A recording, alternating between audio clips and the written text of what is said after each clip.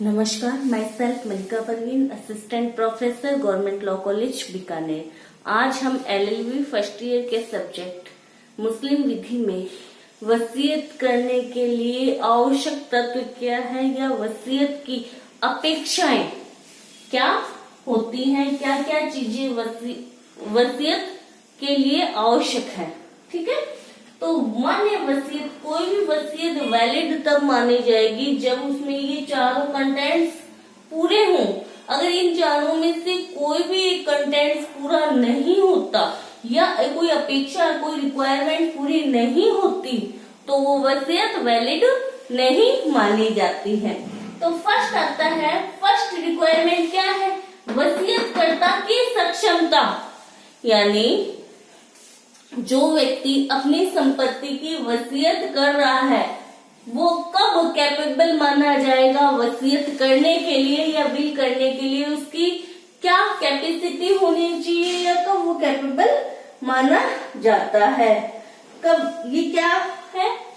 वसीयत करता। First point है वसीयत करता कि मान्य कि वो कब सक्षम होगा वसीयत करने के लिए। सबसे पहले वो स्वस्थ चित्त होना चाहिए, साउंड माइंड होना चाहिए। ठीक है, मुसलमान व्यक्ति की वसीयत से संबंधित प्रावधानों की बात चर्चा कर रहे हैं हम यहाँ पे। तो सबसे पहले तो फर्स्ट ऑफ ऑल क्या है? वो मुसलमान होना चाहिए। ठीक है, मुसलमान विधि के प्रावधानों की चर्चा कर रहे हैं। मुस्लिम में वसीयत से संबंधित प्रावधानों में कोई भी व्यक्ति यानी वो मुसलमान होना चाहिए वसीयत कर रहा है। सेकंड, वो साउंड माइंड होना चाहिए, स्वस्थ होना चाहिए, बिना किसी दबाव, भय, भ्रांति के किया गई होनी चाहिए वसीयत। थर्ड आता है पॉइंट, वयस्क होना चाहिए, मेजर होना चाहिए। ठीक है, तो मेजर होना चाहिए। भारतीय वैधता अधिनियम 1875, भारतीय वैधता अधिनियम 1875 में वैधता की आयु कितनी मानी गई है? 18 वर्ष। और मुस्लिम विधि के अनुसार वैधता की आयु कितनी है? 15 वर्ष। तो वो 15 वर्ष मैंने जो विवाह या मैरिज का जो चैप्टर में हमने किया था उसमें मैंने बताया भी था कि मुस्लिम विधि में जो वैधता की आयु 15 वर्ष मानी गई है वो सिर्फ और सिर्फ किन 3 चीजों पे लागू होती है ये 15 वर्ष की आयु? मैरिज, डाइवोर्स और डॉवर, विवाह विच्छेद और मेहर। इन 3 प्रावधानों पर ही वैधता की आयु या मेजोरिटी की आयु 15 वर्ष मानी गई है।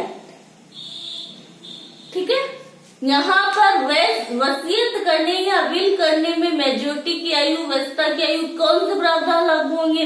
भारतीय वैधता अधिनियम 1875 के प्रावधान लागू होंगे। मुस्लिम विधि यहाँ ओवररूल नहीं करेगी या मुस्लिम विधि की जो वैधता की आयु वो यहाँ पर लागू नहीं। यानी कोई भी व्यक्ति जिसने 18 वर्ष की आयु पूर्ण कर ली है वो अपनी संपत्ति की वसीयत कर सकता है, वो अपनी संपत्ति की वसीयत कर सकता है। लेकिन अगर कोई माइनर व्यक्ति है और वो संरक्षकता एवं प्रतिपाल्य अधिनियम कोर्ट एंड वार्ड्स एक्ट के अधीन आता है, यानी उसकी संरक्षकता कोर्ट के द्वारा किसी अन्य व्यक्ति के अधीन रखी गई है। संरक्षकता एवं प्रतिपाल्य अधिनियम कोर्ट एंड वार्ड्स एक्ट के अधीन अगर कोई व्यक्ति आता है तो उसकी वैधता की आयु या कब मेजर माना जाएगा? जब उसने 21 वर्ष की आयु पूर्ण कर ली है। ठीक है, तो कौन से प्रावधान अगर उस कोर्ट एंड वार्ड्स के अधीन है, एक्ट के अधीन है, तो वो 21 वर्ष में मेजर माना जाएगा। और साधारणतः भारतीय वैधता अधिनियम 1875 के प्रावधानों के अनुसार जिस भी व्यक्ति ने 18 वर्ष की आयु पूर्ण कर ली है वो मेजर माना जाएगा। तो जो मेजर हो गया, चाहे उसने 18 या जो कोर्ट एंड वार्ड्स के एक्ट के अधीन है उसने 21 वर्ष की आयु पूर्ण कर ली है, तो वो मेजर है और अपनी संपत्ति के बारे में वसीयत कर सकता है। लेकिन वसीयत क्या है, साउंड माइंड के साथ होनी चाहिए, सुरक्षित रहने की दशा में की जानी चाहिए। अगर वो किसी दबाव, भय या पागलपन की अवस्था में कोई वसीयत करता है तो वो वसीयत मान्य नहीं होगी। इसमें आया है एक कि वह सुरक्षित होने के दौरान उसने वसीयत की होनी चाहिए। तो जब वो वसीयत खुले तब भी उसका साउंड माइंड होना आवश्यक है, सुरक्षित होना आवश्यक है, अन्यथा वो वसीयत क्या हो जाएगी, वसीयत मान्य नहीं होगी या वसीयत क्या हो जाएगी, इनवैलिड हो जाएगी। कोई पागलपन के दौरान अगर वसीयत करता है, पागलपन रहते हुए वसीयत कर दी और वो सही हो गया, साउंड माइंड हो गया, तो क्या पागलपन के दौरान उसके द्वारा जो वसीयत की गई थी, क्या वो उसका रेटिफिकेशन, अनुसमर्थन कर सकता है? नहीं कर सकता।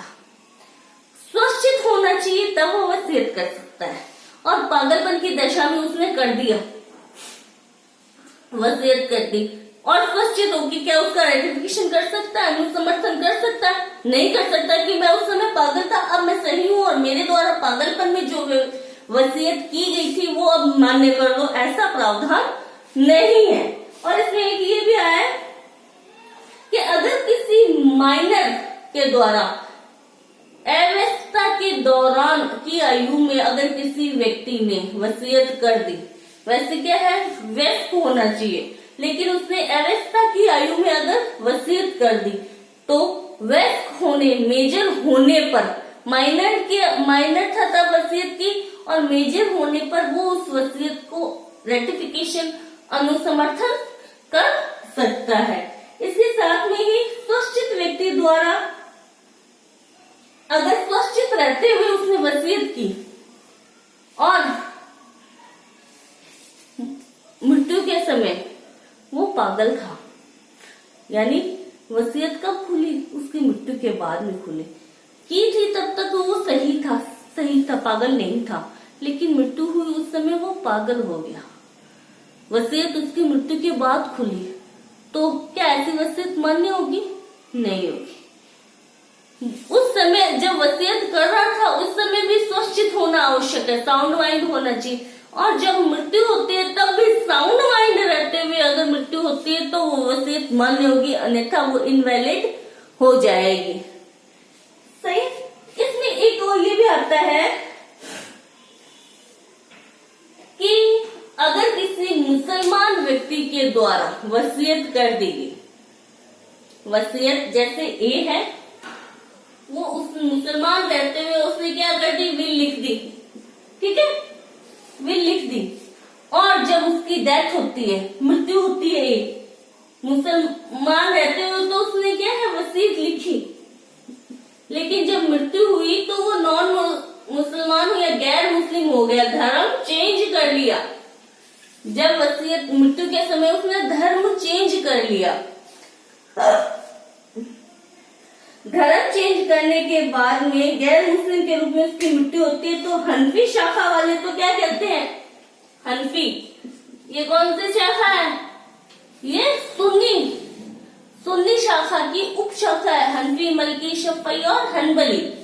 तो हनफी शाखा वाले कहते हैं कि धर्म चेंज करने से या कन्वर्जन होने से उसकी वसीयत पे कोई इफेक्ट नहीं पड़ेगा। वो वसीयत अगर वो नॉन मुस्लिम के रूप में या गैर मुस्लिम के रूप में उसकी डेथ होती है तो भी क्या है, वसीयत मान्य होगी। लेकिन मलकी शाखा बोलते हैं, मलकी शाखा वाले कहते हैं कि वसीयत के समय भी मुसलमान होना चाहिए। अगर वो गैर मुस्लिम के रूप में उसकी डेथ होती है या कन्वर्जन कर लेता है, धर्म चेंज कर लेता है अपना, तो बाद में उसकी डेथ होती है, गैर मुस्लिम के रूप में उसकी मृत्यु होती है, तो वो वसीयत मान्य नहीं होगी।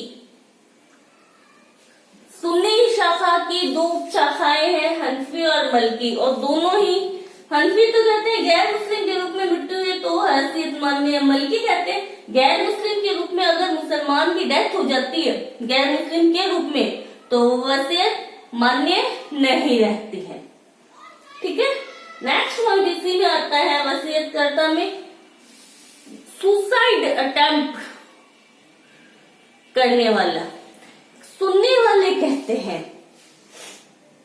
कि अगर कोई व्यक्ति खुदकुशी करने वाला व्यक्ति ही उसने पहले वसीयत की और बाद में सुसाइड कर लिया, पहले वसीयत की और सुसाइड कर लिया। सुनने वाले मानते हैं सुसाइड करने वाले व्यक्ति के द्वारा अगर कोई वसीयत की गई है तो वो वसीयत क्या होगी, मान्य होगी। ठीक है, सुसाइड करने वाले व्यक्ति, सुनने वाले कहते हैं कि सुसाइड करने वाले व्यक्ति के द्वारा अगर कोई वसीयत की गई है तो वो वसीयत क्या होगी, वैलिड होगी, मान्य होगी। जबकि शिया वाले कहते हैं, शिया वाले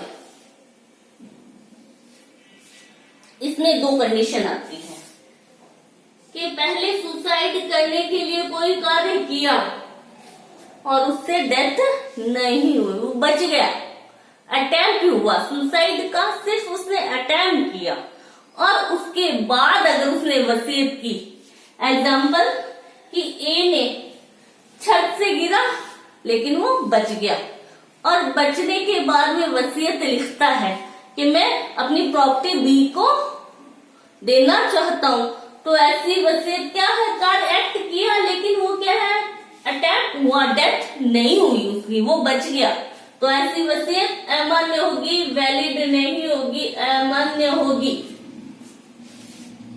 क्या, सुसाइड पहले अटेम्प्ट किया बाद में वसीयत की, तो ऐसी वसीयत मान्य, वैलिड, मान्य नहीं होगी। लेकिन दूसरी कंडीशन क्या आती है कि पहले उसने वसीयत की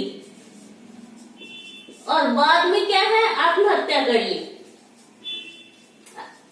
पहले उसने वसीयत की और बाद में उसने आत्महत्या कर ली, तो ऐसी वसीयत मान्य होगी। फर्स्ट सिचुएशन में क्या है, पहले अटैम्प्ट करता है, सुसाइड अटैम्प्ट करता है, एक्ट करता है, लेकिन जाता नहीं ऊपर, बच जाता है, और उसके बाद में कि मैं तो रह गया, मेरी आत्महत्या, मैं मरा नहीं, तो वो वसीयत कर देता है, तो ऐसी वसीयत मान्य नहीं है, वैलिड नहीं मानी जाएगी। जबकि दूसरी सिचुएशन ये आती है कि पहले 5 साल पहले उसने वसीयत कर दी, अब 5 सालों के बाद में या 2 साल 3 साल के बाद में उसकी क्या है, वो सुसाइड अटेम्प्ट कर लेता है, सुसाइड कर लेता है और उसकी डेथ हो जाती है, तो ऐसी वसीयत मान्य होगी। ये शिया वाले मानते हैं। ठीक है, तो ये वसीयतकर्ता की सक्षमता थी। नेक्स्ट पॉइंट, नेक्स्ट वीडियो में हम देखेंगे वसीयतग्राही की क्या सक्षमता है, कौन व्यक्ति वसीयतग्राही हो सकता है। Thank you so much.